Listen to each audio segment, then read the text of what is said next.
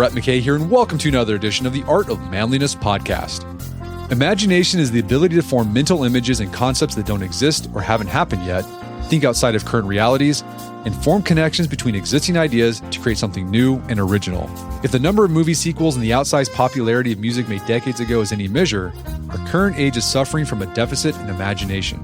And indeed, tests show that creativity, which takes the possibilities generated in the mind and produces something with them, has been in decline for many years now, a phenomenon that has repercussions for our personal edification, professional advancement, and societal flowering. But if our imagination has indeed atrophied, the good news is that it can be strengthened. So argues my guest, Albert Reid, the former managing director of Condé Nast Britain and the author of The Imagination Muscle, Where Good Ideas Come From and How to Have More of Them. Today on the show, Albert shares his ideas on how our imagination can be built back up. We discuss how to get better at observation and how to use a commonplace book and the way you structure your reading to cross-pollinate your thinking and generate more fruitful ideas. We also discuss how to overcome the unthinking habit, resist stagnation as you age, and embrace imaginative risk. After the show's over, check out our show notes at aom.is/imagination.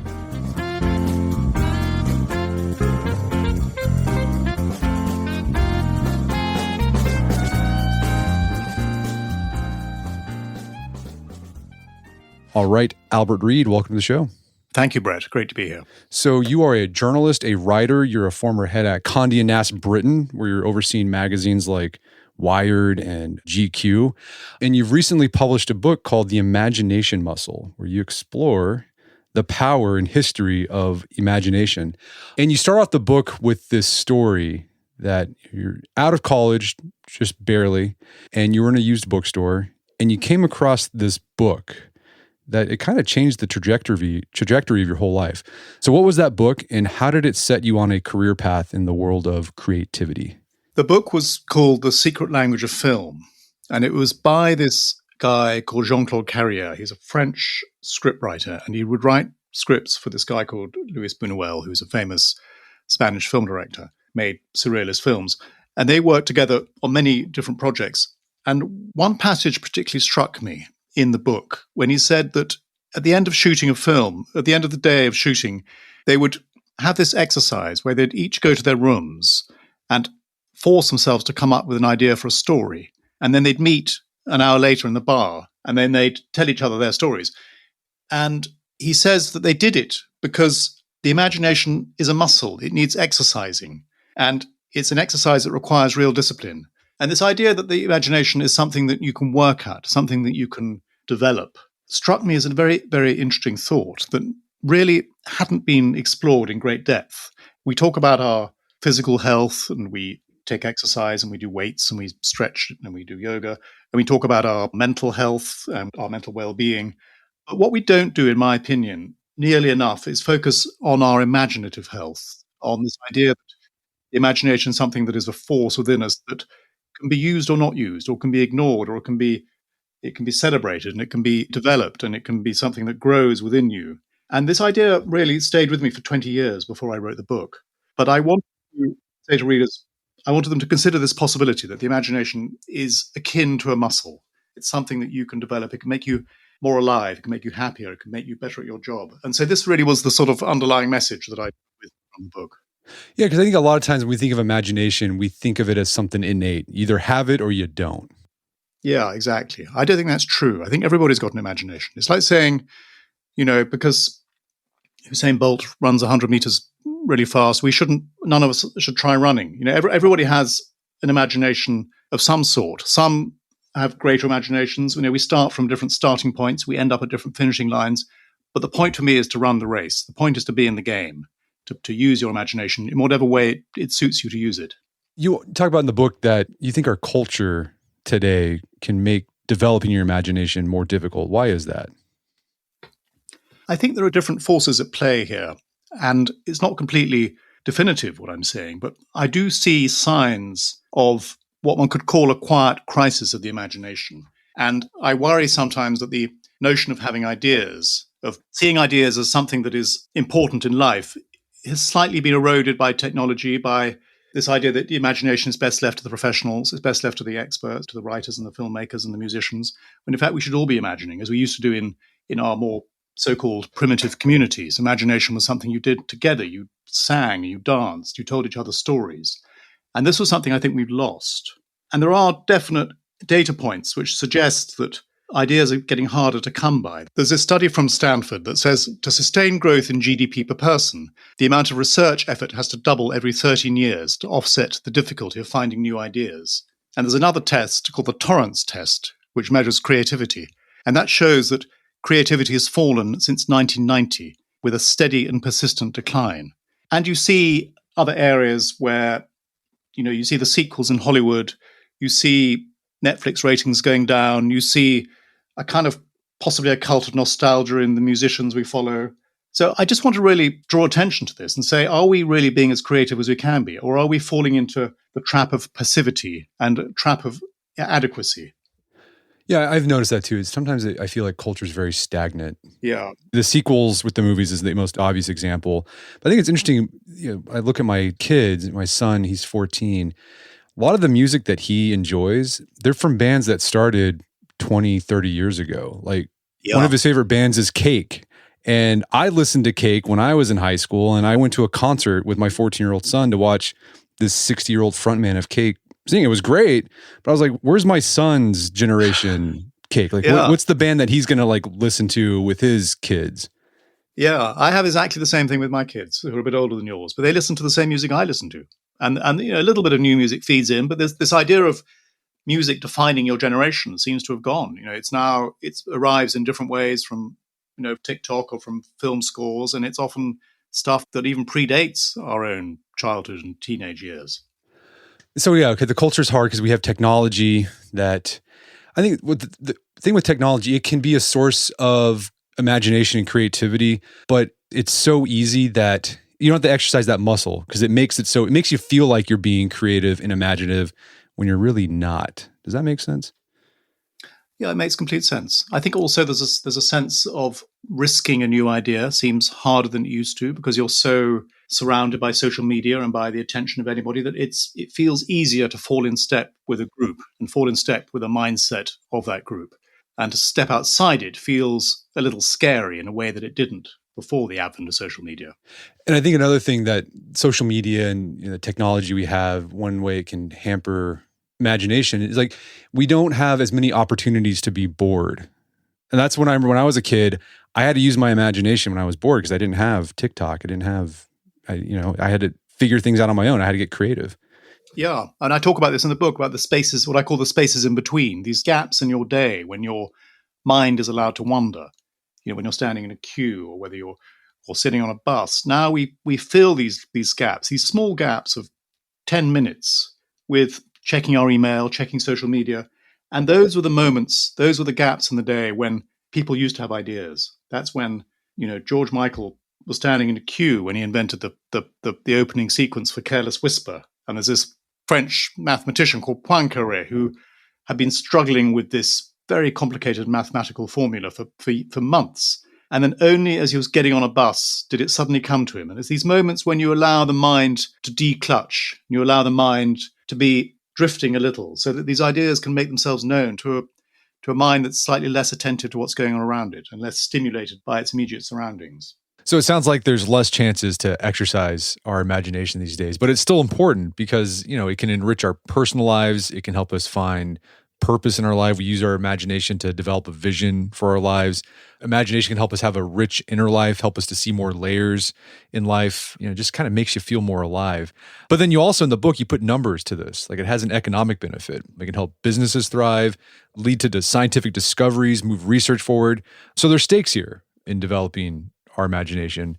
And what you do in the book that I really enjoyed was you talk about the idea or the history of the idea of imagination. You give a general definition of imagination as creating connections to create something new. But you also unpack the idea that people haven't always seen imagination the same way.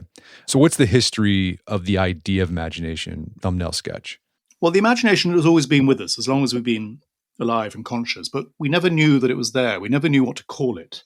And you see examples of great imaginative feats through history, whether it's the Homeric poems or the storytelling of the Hakawatis in the ancient medieval Islamic world. but they didn't know what to call it, and they didn't really have a sense of what it was. And the word imagine comes from this Latin root of imago, meaning to form an image in your mind. And that's where it started. And for a long time, that's where it ended in a way. And that's this idea that humans could use this imagination to conjure up new worlds or think of new ways of solving problems was something that struck fear into many of the more kind of repressive regimes, whether they were political or religious. They saw the imagination as a threat to the smooth functioning of society. This idea of the imagination was a little scary. And it was only later, really, when it came to the 18th century, when the Enlightenment thinkers, Hobbes and Hume and Kant, began to really isolate and identify this power within us, this energy that was the imagination. And then it became something enormously important in the world and something that was celebrated and revered and seen as something superior to reason. Shelley, the poet, wrote, "Reason is to imagination as the body to the spirit, as the shadow to the substance." So the imagination was put on this pedestal by these poets and by these writers. And what they were saying is not only can we imagine, but it is our duty to imagine. We have to use this enormous power we have within ourselves to live, to be alive. And that's really when it's only a very recent invention, the imagination, in terms of its conscious application to our lives. And this was 200 years ago. Yeah, this was like the Romantic era. Keats and those guys, they really romanticized this idea of imagination. Yes, and they talked about originality as well, and that was another part of it. They thought originality was extremely important, whereas in the years before that, in the centuries before that, originality wasn't really considered. And if you think of someone like Shakespeare, he was wildly original in one sense, but he was perfectly happy to take the works of Plutarch and Ovid and Chaucer and Christopher Marlowe and take stories like Romeo and Juliet, which had been told 6 times before in various forms, and then reinvent them in a way that we wouldn't really think of doing today in quite the same way. And I'm very interested in the idea of originality and the notion of how original really is something. I write about Picasso's Les Demoiselles d'Avignon, which was this wildly inventive breakthrough piece of art which appeared at the beginning of the 20th century, which really reset the journey of art into cubism and into everything that followed. And we think of his work as being almost the benchmark of originality. But actually, if you look at it, it's actually taking its inspiration from a number of different sources, whether it's Cézanne and El Greco, or whether it's African art or Iberian face masks, and recombining them in a completely new way. And that is the question about originality and about the imagination, is do we imagine something completely new, or are we just recirculating the colored glass in the kaleidoscope with the existing elements that are already out there? Yeah, and that goes to the questions that people are having today about artificial intelligence. What exactly is ChatGPT doing when it's generating an image? And is it the same as our type of imagination that we do as humans? That is the question that nobody really knows the answer to. But it seems like for the time being, imagination is the thing that we can still do better. Like it gives us an advantage over the machines. And it'll probably become an increasingly valuable commodity or resource. So let's talk about what we can do to strengthen our imagination muscle. You offer different ideas that you can do to implement in your life to develop your imagination. The first one is observation. And you start out the chapter on observation with this statement: observation comes before imagination. What do you mean by that? What I mean is that the imagination is fed by the senses. It's fed by what we see and what we hear and what we observe. And we don't observe nearly as much as we think we do. And we let most of the world pass by without us really noticing it. So what I'm saying in the book is learn to take notice, learn to see what's around you. And if you look at the most creative minds in history, they tended to have this ability to see things that other people couldn't see. They tended to be able to see into another layer of existence, whether it's an artist or a scientist or even an entrepreneur. They see things that other people glance over. They spot opportunities because they're looking that much more closely. So what I'm saying in the book is build ways of behaving that increase your observational power, whether it's, and I talk about this thing called observational closure. If you really want to see something, you should sketch it, or you should describe it in words. Or if you're reading a book, you should take notes in the margin. And the other thing I write about is building what I call, or what was called in history, a commonplace book, where you take notes of things you've read that you found interesting, and then you gradually build up a notebook of your own, pulled from many sources. And then you have this very valuable set of observations that you've made over the years, and then you find yourself making connections between them. So really, it's a way of living where the world is something that is your raw material for your imagination, but you've got to be able to capture it and draw it into your mind. No, I like that idea of observational closures. It's basically, it's not just noticing, it's you have to do something with it. You have to like tell your brain, I have recorded this. I have actually paid attention to this by putting it in a notebook or I've made a note somewhere. Because I think oftentimes, yeah, we just go through our day. We might notice something that captures our attention and then we just move on and we forget about it. And I think also there's a sense of if you don't achieve observational closure, you somehow feel dissatisfied. The example I use in the book is of a child rushing home to its parents to report on a drama in the school playground. And the child will have this kind of agitation that they need to tell you what happened, you, the parents. And then in the telling of it, they can somehow relax and they feel they've passed it on and they've achieved this closure. And I think that is a very simple example of what we feel as adults, where something really valuable happens if you take the time to use whatever means you like to use to find a way of recording or systematically encompassing something you've observed. Going back to this idea of the commonplace book, I love this idea. So it started in the Renaissance, and people would just basically have a notebook, a little notebook that they would just jot down notes and quotations from books in it that they were reading. And sometimes you put things under categories. And I think like guys like John Locke, he had an index in his commonplace book to add some organization. So it's kind of like a bullet journal. But the fact that you gave these notes a new organization from the book you just read, mixing different quotes and sources together, that was the point really, because it'd help you see new connections and come up with new ideas. And I think people today, they've picked up on this idea and they say, well, I can just use my digital devices to create a commonplace book. But you're a big proponent of keeping an actual physical commonplace book. Why is that? I am. I mean, I certainly would use if I'm out in the street and I have a thought and I want to record it, I certainly would use my phone to record it. But I will then go back home and I will transfer it to a book with a pen. My view is that writing, in the act of writing, you absorb something in a completely different and a much more profound way. And I think that if you can build up this treasure trove of observations that you've written down, it becomes a more valuable thing. And from a purely practical level, I'm going to give you an example. I have a commonplace book in my bookcase that I completed in my 20s. And I just know that if I put it onto some floppy disk, I would have lost it. So, there is this very practical advantage of pen and paper. Not only is it a better way of recording in terms of absorbing the information and seeing things on the same page and going back over old pages, and I see this book looking at me on the shelf, and I think I must look at it again, and I do bring it down occasionally. So for me, it's what I prefer doing. There are, of course, advantages of technology, but I think the disadvantages outweigh the advantages, at least for me. Yeah, I've had that same experience as you. I have a commonplace book that I had from my 20s where I'd write down quotations and just notes. And I find it more useful than the digital systems I've developed to capture different interesting tidbits I've read on the internet.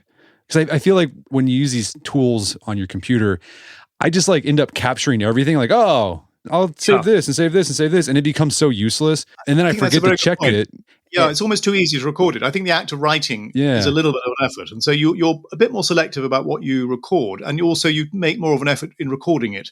And that effort is what really makes it stick and remain something valuable.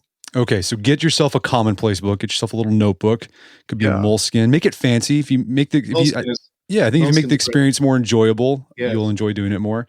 And just write down your observations. Could be quotes. And it also, the writing and drawing, it slows your mind to a more reflective rhythm. It makes your mind open to ideas in a way that if you just quickly write something with your thumb on an iPhone, it just isn't the same. Yeah. And so, all the stuff you're observing and recording, this can be the building blocks of new imagination things you're going to create in your head. You also have... Can I add one more thing to that, which is the way you read, I think is very important. Tell us about that. Well, in the Renaissance, people used to read in a completely different way to the way we read now. They would read many books at the same time. They would write in the margins. They would scribble over things. They'd underline things. They'd read books again and again. And we now read books, like a chapter at the end of the day when we're tired, and we'll read sequentially one book and then another book. And really, what's interesting is when you have a whole lot of books, maybe 4, 5, 6 books going on at the same time, and one book is a novel, one book is a work of science, one book is a history book, you'll find yourself making connections across those books in the way that they used to in the Renaissance.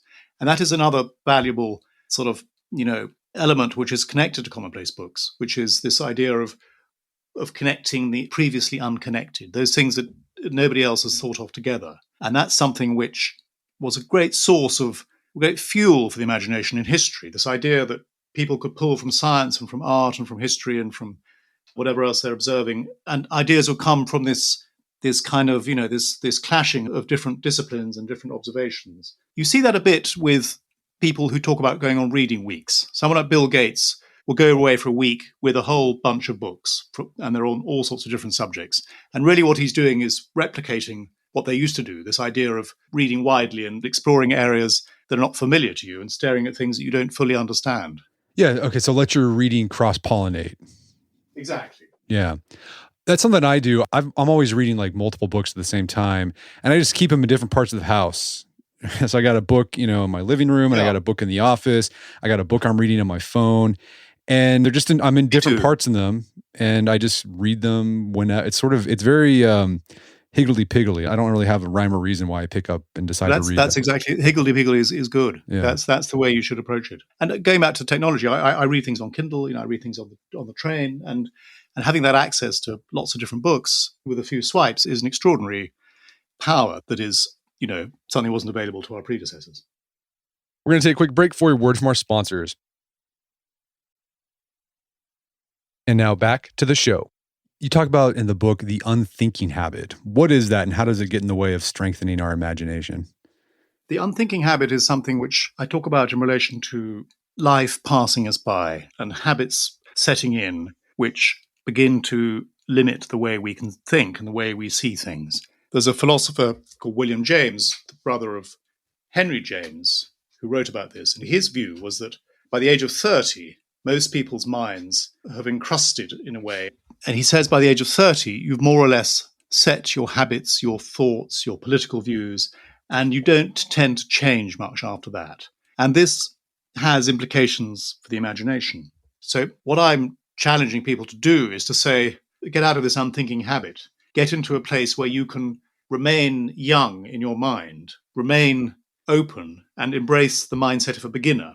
Because by doing that, you get out of the habit of thinking of the same things all the time, or thinking this is the way the world works, because the world changes around you. And if you're not changing with it, if you're not learning and observing and seeing what's out there because you've lost that kind of youthful curiosity, then you're going to be more limited in what you can achieve.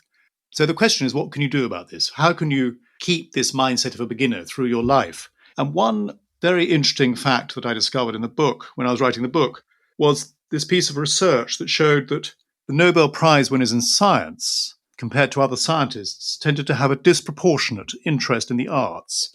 So while they were great scientists, in their free time, in the weekends and the evenings, they were also doing something entirely different. They were being artists. So you think of someone like Alexander Fleming, who discovered penicillin. He was also an artist and a member of the Chelsea Arts Club in London. Or you think of someone like Richard Feynman. He was also a painter. Or even Einstein was playing the violin, or Newton was also a poet. So what I find fascinating about these people is they were being great, experienced achievers in their day job. They were being beginners in their leisure time. And that beginner's mindset is something I think is very important, was very important for that. My theory is that was what made them great. They had this ability to keep their minds open, to keep themselves humble and curious through their art, and then we'll take it back to the science. Okay, so tip there, if you want to avoid the unthinking habit as you get into midlife. I've been noticing this in myself. I'm in my 40s now, and I'm starting to notice I'm kind of stuck in my ways, and it's part of it I like, because it's easy, but there's a part I don't like this. It's a very comfortable feeling. Yeah. So one thing you do is just keep trying new things, try new hobbies, become an artist if you want. I know Winston Churchill, he was an artist. He picked up painting. He was, and that's another great example of somebody who was, he was learning something new. He was, while he was being the prime minister, he was also struggling with something. And I think that's really important. Another thing I think can help, I've been talking to a friend of mine he's in his 50s now. He talks about how he's starting to enjoy hanging out with younger people like in their 20s. He says like there's a mentoring part. Like I'm in my phase of my life where I want to become a mentor. But he says like I actually enjoy being around them because they've got fresh ideas. It's new. It's more exciting to talk with them than to talk with people my age who are more stagnant, just talking about getting reading glasses at Walgreens. I think there's also a feeling in your 50s, and I'm speaking of somebody who's in their 50s, of the ego sets in. There's a kind of need to feel right. And if you've got to a position where you're senior in a company, you kind of think, well, I got here because I'm cleverer than everybody else, and I made all the right decisions, or I made more right decisions than wrong decisions. And so forevermore, whatever I say is likely to be right. And that is the wrong attitude. The correct attitude is to think, I got here through a sequence of lucky breaks, and I made a few good calls. But what was true 5 years ago may not be true anymore. And the thing that I can do to stay in my position and to be good at what I do is to realize that I might be wrong and that I should allow a culture where people can contradict me and where younger people from different backgrounds with fresh perceptions can come along and say, actually, I disagree with you, and actually the world's changed. And that's a very difficult thing to take on in your 50s or your 40s even, because I think that's not the way we like to think about ourselves. Okay, so to get out of the unthinking habit, try new things, even as you are in midlife and in your elder years, hang out with young people who have got different ideas than you. The thing about imagination is you're combining stuff in your head to form something new, and then you're testing it out in the world to see if it works. And sometimes, a lot of times, ideas don't work. So imagination requires some risk. And I think that's one reason why people are afraid to be imaginative or be publicly imaginative.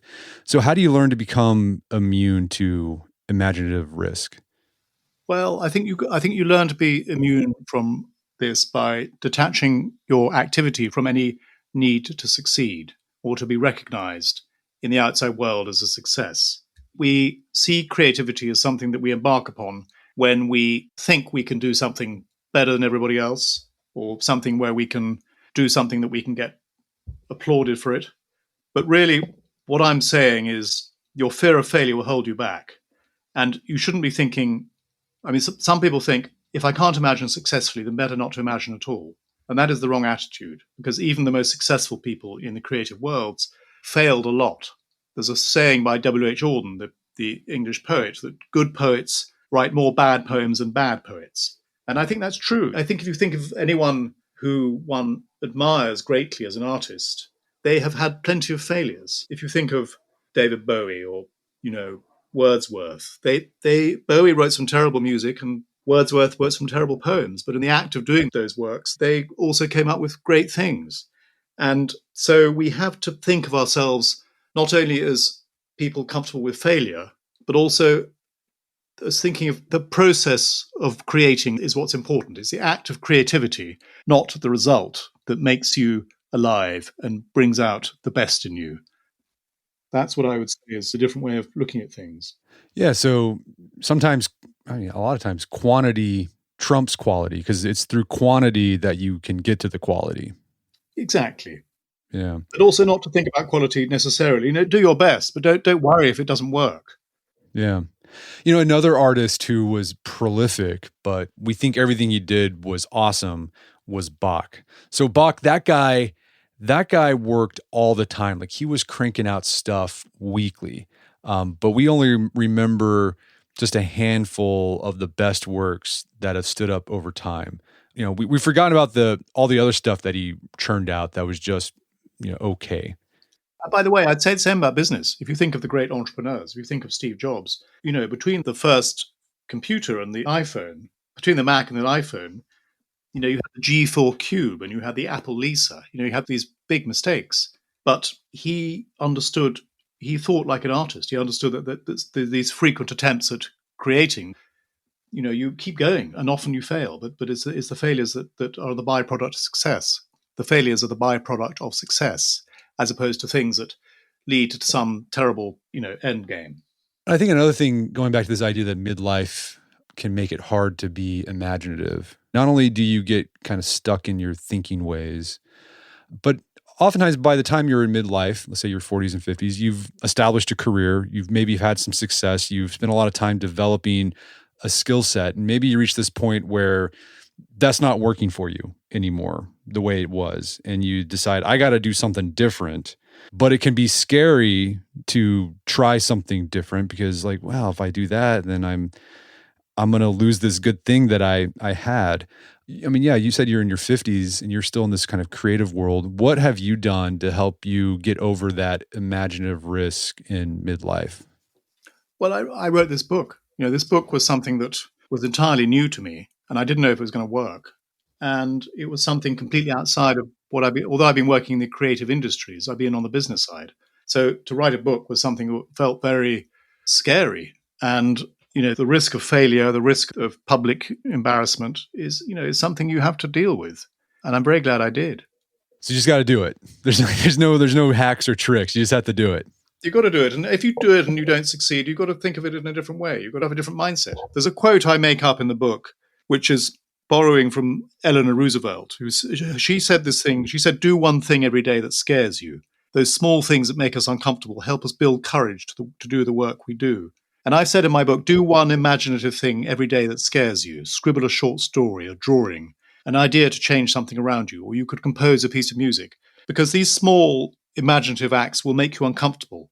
And when you venture to retrieve the piece of paper the following morning, they'll look ridiculous, but you might laugh at yourself and feel some misguided flush of shame. But eventually you'll lose your fear, your self-mockery, and your embarrassment, and you'll begin to feel comfortable with imaginative risk, realizing there's no real risk at all. They're just ideas. And you start to wonder, what was I afraid of? And you begin to feel stronger. And you realize that by risking yourself imaginatively, you will gradually build the courage to echo Eleanor Roosevelt, to do the important imaginative work we all need to do. So it's really a mindset, and it's really a kind of way of living that I think is so rich and fruitful if you throw yourself into it. Yeah. And it fits in nicely, that idea fits in nicely with the idea of the imagination as a muscle. Like you just have to exercise. It's painful. It can hurt sometimes. Exactly. It's like working out in the gym. It's it starts off being painful, but it gets easier and you get fitter and you get stronger and you feel more alive. Yeah. You have this section about 18th century coffee houses and how social connections can help us increase our imaginations. What can we learn from the 18th century coffee house? Well, I have this chapter in the book called Talking to Strangers, and it starts with this idea of I go into a coffee shop in London and I observe this, everyone grabbing their coffees from Starbucks and walking off to work. And actually, right by this coffee shop where I bought the coffee was a sign saying, here stood the first London coffee house, at the sign of Pascal Rosé's head. And Pascal Rosé was this guy, this Turkish guy who came to London and in 1652 opened the first coffee shop. And it's hard to imagine now, but the coffee didn't exist and nobody knew what it was. But it was an enormous success and it spawned other coffee shops very quickly. And then gradually what was just a coffee shack became a coffee shop with big wooden rooms, wooden floors and sofas. And it really led to the explosion of thought and energy in London. It was an amazing period.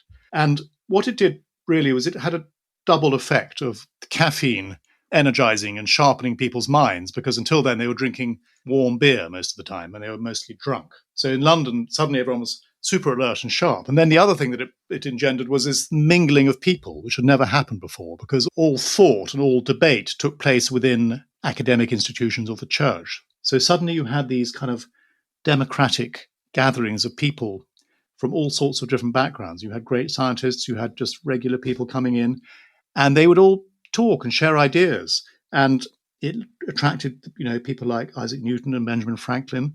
It led to the birth of the insurance market and the finance of the City of London and Lloyd's and the first newspapers and magazines. And really what this represents is something that has been repeated in different ways across history, which is this idea of the cluster, this idea of people coming together and having ideas which they wouldn't have sitting on their own. And you see it with the salons of the French Enlightenment, you see it with the Harlem Renaissance, you see it in the medieval times of the Baghdad House of Wisdom. And really, what I'm saying in the chapter called Talking to Strangers is find ways of recreating the coffee shops, find ways of mingling with people that you may not agree with, but they will sharpen you and you will sharpen them. And it's in these gatherings that interesting things happen. I mean, Silicon Valley is another great example of that. Do you think you can replicate this on the internet? Like some people would say, well, X.com is the coffee shop. What do you think about that? I think it has certain advantages. I think it's rather like, I don't want to sound like a Luddite, but it's rather like the writing in a commonplace book. I do believe that actually physical encounters have a value to them that digital encounters don't have. I think they both have value. I think the digital world of bringing people together with common interests is incredibly powerful. And I don't think Twitter is a particularly good example. There have been good things about it.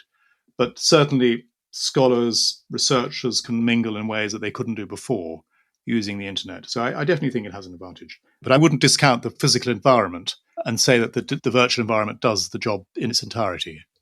Yeah, I'd agree with that. My experience, I've been on the internet, and I like rubbing digital shoulders with people, but there's something about being with a group of people in person. The dynamic is completely different. I feel something about it. It leaves more of an impression on me when I'm with people in person, and then the ideas. I don't know. Everyone's had that experience after you had like this great conversation with a bunch of different people. Yeah. Like you just feel enlivened, and it gets you thinking about different things. That doesn't happen so much after I spend a few minutes on X. It's harder, I think. And I think people need to connect in the room in order to open up, in order to relax in a way. And I think the other thing to remember is, or to rather to point out, is that many great geniuses in history we think of as individual geniuses. You think of Shakespeare or Charles Darwin or Virginia Woolf, to take three British examples. They were geniuses, but they were surrounded by other brilliant people. And it was in this atmosphere of what I would call mild competitiveness that really their greatness was drawn out. And without that cluster of people around them, I'm not sure they would have achieved what they did achieve in the end. Yeah, you see that with C.S. Lewis and Tolkien, the Inklings. Exactly. Yes, and you see it with the homebrew computer club of the 1970s with, Steve Wozniak and they were collaborators, but they were also trying to impress each other. And that's a very powerful force in making progress. Yeah. Well, another place where you see that was in America in Concord with the Transcendentalists, like Emerson, Thoreau, Fuller. They were friends and they were, exchanging ideas, but they were also kind of competing against each other. Like there was a little bit of friendly rivalry there. Yeah, you've got to be on your mettle when you're in the room with those people. Yeah. How are you doing that? How are you incorporating stranger talk these days? Are you going into Starbucks and saying, hey, what's going on? What's the news? I tried that. It didn't really work. I think people look at you weirdly if you try and strike up a conversation in Starbucks these days. I think that the day of the coffee shop being a gathering of people is gone. I think the world's too big. I think there's too much suspicion. I think in a way that doesn't work quite. It's got to be more organized than that these days. I do it through my social life, I guess, mostly through having interesting friends and trying to bring people together at dinners and at parties who may not agree with each other. But I think this idea of agreeing and disagreeing is something else that has gone a little bit wrong, possibly, where if you disagree with somebody, then an awkwardness might set in. Whereas I think disagreeing with somebody is actually much more interesting than agreeing with somebody. I'd much rather sit next to somebody at dinner who I disagreed with than I agreed. I think how interesting, and let me see if maybe check my assumptions. That's something which, social media has possibly eroded a little. Yeah, we atrophied that skill. I think so, yeah. Yeah. I just had an idea of what you can do to incorporate these, getting together in person with strangers to bounce off ideas and increase your imagination. We had this guy on the podcast named Nick Gray, and he wrote a book called The 2-Hour Cocktail Party. And he talks about, just like this thing you can do. It's a 2-hour cocktail party. You invite different people, and it's just 2 hours. It has like a very short time limit. It doesn't take much work. And it's, first off, people just love socializing, but he talks about that lots of different cool things have sprung up from these 2-hour cocktail parties. Businesses have been formed, relationships have been formed, nonprofits, et cetera. So that's another, we'll link to that show in the show notes, the 2-hour cocktail party. Yeah, great. I'd like to listen to it. So another thing you talk about, something you can do to strengthen your imagination muscle that called to me was walking outside in nature. How can that help our imagination? Well, walking is, I think, the best form of exercise when it comes to the imagination. It's the most natural physical activity and hence the most kind of beneficial to the imagination. I mean, it improves blood flow and it stimulates creative thinking, but it's not kind of making us busy by movement. It's not running and jogging and playing sport. They're all kind of exerting us to the point where we can't really think at the same time. So it's this kind of equilibrium of being and doing that I like about walking. You're walking, it's a natural rhythm, but you're not distracted by it. And it kind of releases you from the burden of the self. It's this kind of declutching thing where you're removed the kind of immediacy of your existence. And I find walking is when I have the best ideas. Often it's a bit of a time into a walk. It could be half an hour, 40 minutes into a walk. And then things emerge, things get jogged into view as you keep walking. No, I have that experience too. And lots of great philosophers have had that same idea. Aristotle, Yeah. his followers are called peripatetics because they just walked around everywhere. Nietzsche said all the truly great thoughts are conceived while walking. Exactly. Kierkegaard, another big walker. Kant, I guess the towns set their clocks to his daily walking schedule. So yeah. Charles Dickens. Yeah.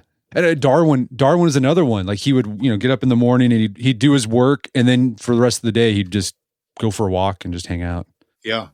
I write a lot about Wordsworth and his walking in the book, and somebody came to see him and his sister was there, and they said, "Where is he?" And he said, "He's out. He's in a study." She said, He's out walking. His study is in the outdoors." And this idea of walking as being work in terms of creativity, I think is very important. And they walk for miles. Wordsworth and Coleridge would walk for hundreds of miles, and they'd walk for 20 miles to post a letter. They had this completely different approach to walking. Yeah, they weren't just walking around the block. I think people in the 21st century think, "Oh, let's go for a 15-minute walk around the block," which, look, that has some benefits. Like, go do that. But these guys were on a whole different level. They were walking hours.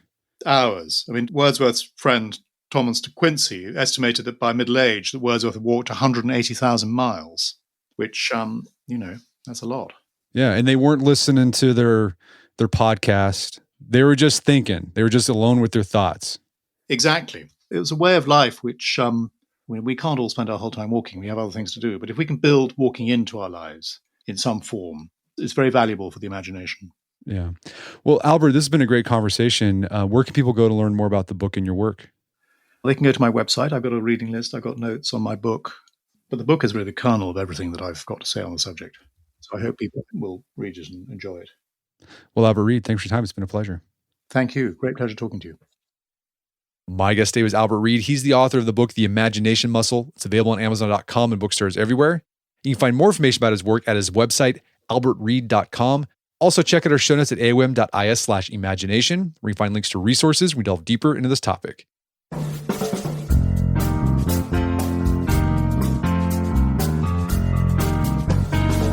Well, that wraps up another edition of the AOM podcast. Make sure to check out our website at artofmanliness.com, where you can find our podcast archives, as well as thousands of articles that we've written over the years about pretty much anything you think of. And if you haven't done so already, I'd appreciate it if you take 1 minute to give us a review on Apple Podcasts or Spotify. It helps out a lot. And if you've done that already, thank you. Please consider sharing the show with a friend or family member who you think gets something out of it. As always, thank you for the continued support. Until next time, it's Brett McKay, reminding you to listen to the AOM podcast, but put what you've heard into action.